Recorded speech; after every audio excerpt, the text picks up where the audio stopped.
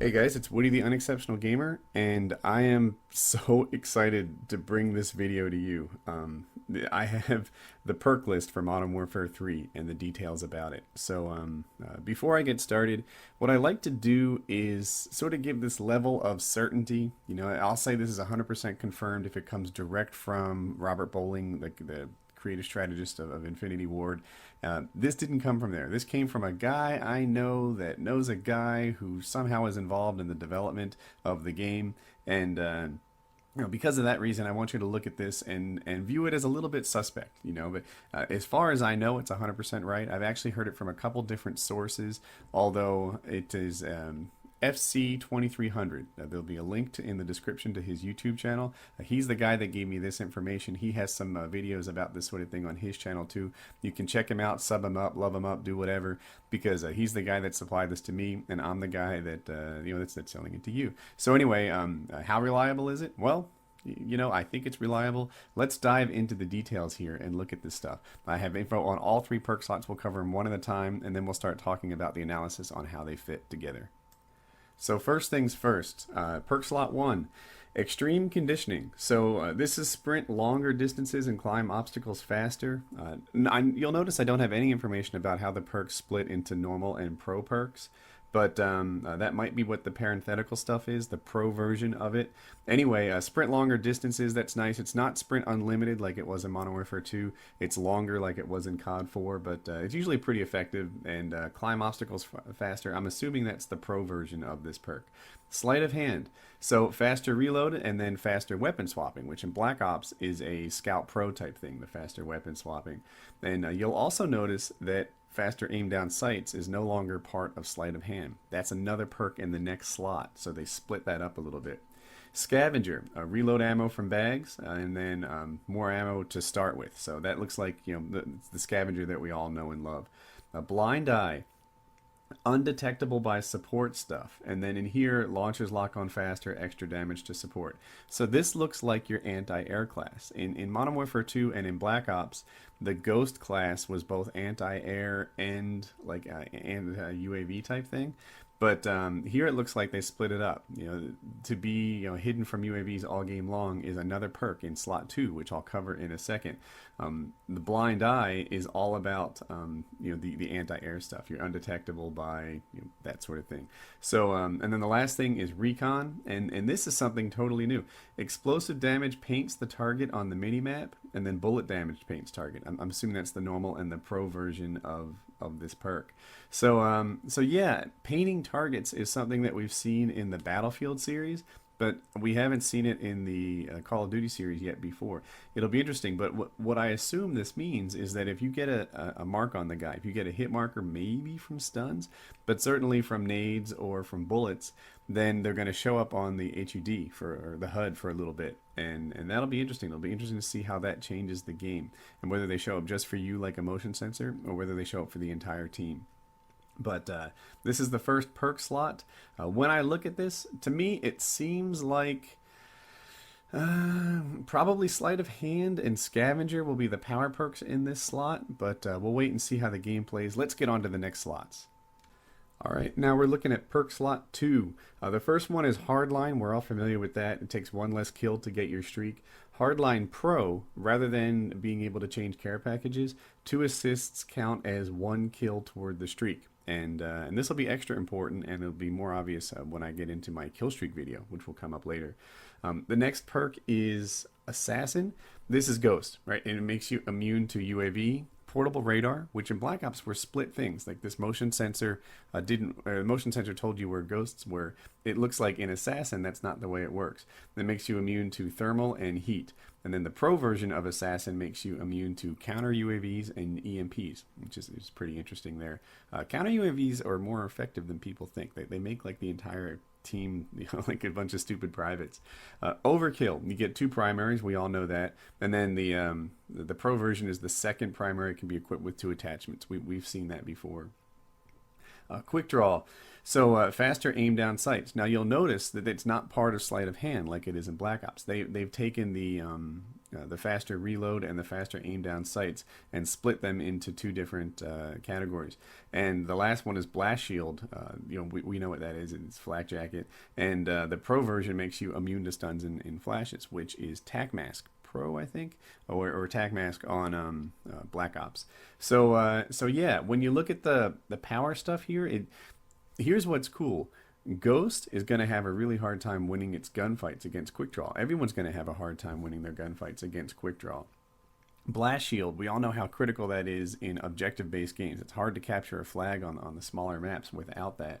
A hardline overkill. I predict overkill's not wildly used in this, but also, I don't know. So I wonder what that says about like shotgun secondaries and submachine gun secondaries.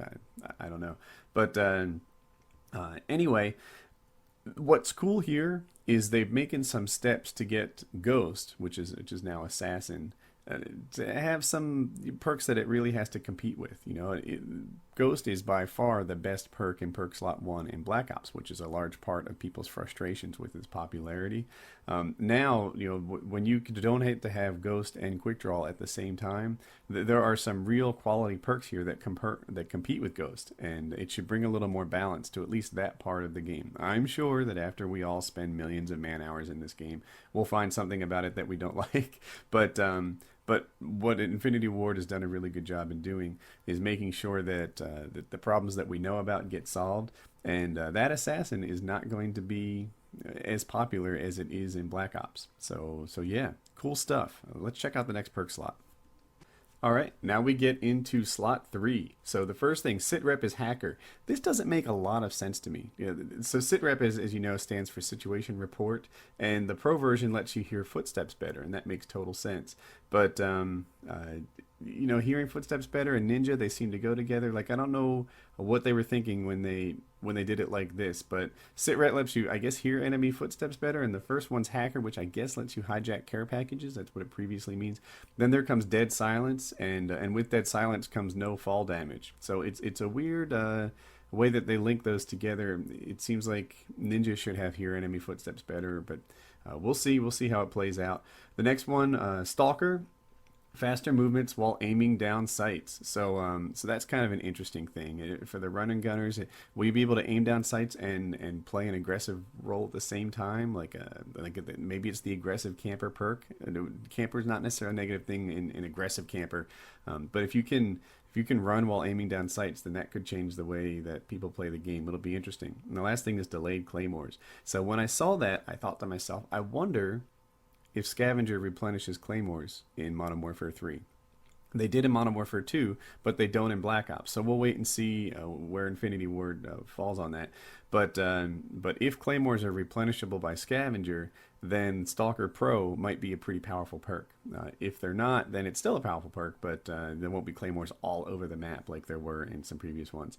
Marksman, ID target from range. So this looks like it might be the sniper perk, the one that's valuable there, and it also ties into that thing we saw before where bullet damage paints the enemy. So twice now we've seen this concept of being able to identify bad guys and mark them out, like to call them out for teammates in a Battlefield 3 or Battlefield Bad Company-ish way. So yeah, that's interesting stuff, being able to ID a target there. And then, of course, longer hold your breath time, which is a sniper thing. When you aim down sights, you can hold your breath and there's no idle sway on the gun, meaning that the scope doesn't move around and dance around on your target. Will be exactly steady.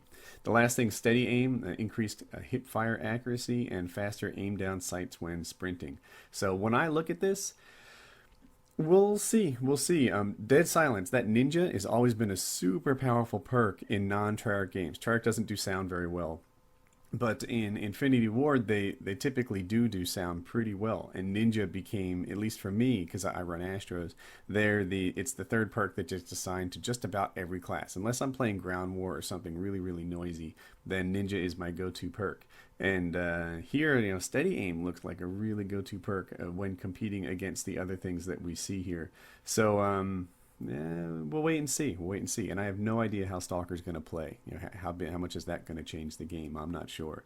But let's look at these perks in combination. So I was thinking about how these perks would work well together, right? And different roles that you might play on the team. For an objective player, something like sleight of hand, blast shield, and steady aim might be the way to go. The objective players don't tend to live as long as slayers do. They're not working up to big kill streaks. Instead, they're throwing themselves on flags. They're going for bomb plants, and a blast shield becomes really critical on that. A scavenger becomes less important because they're going to run out of ammo if they're the guy that's capping B on sub base, for example, all game long. So yeah, something like sleight of hand. If you're a slayer, and I think everybody loves to be that slayer guy, scavenger would be a key perk. A quick draw would be a really key perk, probably more than blast shield because people don't need the guys who are on the run all the time. And then dead silence, the new ninja is a pretty neat slayer class. There's new roles. The kill streaks are done so much differently than they have been in the past. That now there are like different. The kill streaks depend on what your role is going to be, and that leads me into my next video idea. I'm going to do a kill streak analysis one after this video gets 10,000 favorites. So add this to your favorites, and I'll let you know all about the kill streaks and how that stuff works together. And I hope you enjoyed this video. I hope you learned something you hadn't seen before.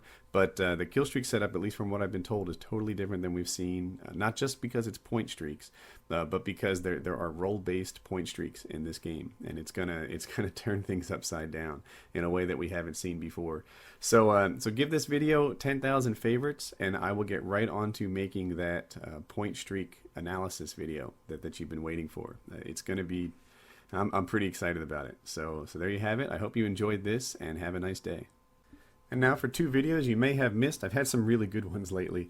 The one on the left is Never Lose Again, and that is where I tell you about a free service. It's almost like a dating service for gamers. It allows you to find people who play in similar time zones, who play similar games, who play on the same platform, and work together as a team. So if you're out there solo, rolling by yourself, and you're not, you're getting rolled over by teams and it sucks, then you can go to Huppet. You can meet some people who have similar play styles and interests and meet what you're looking for in a teammate, and then roll together as a party and just crush people all game long. And then, also have a better time in the lobbies because you're surrounded by new friends. On the right is the latest in my dissecting series. This guy goes 75-1 in a 6v6 team deathmatch. So and look at what he does. You can see I sort of pause it on the screen right now and do analysis on how he wins his gunfights, what he does right, what he does wrong, and look at how some of the greatest players in the YouTube community win their games. So check those videos out. I'm confident that you'll like them. And don't forget, 10,000 favorites, and I'm going to tell you all about the new point streak system and how it's role-based for Modern Warfare 3.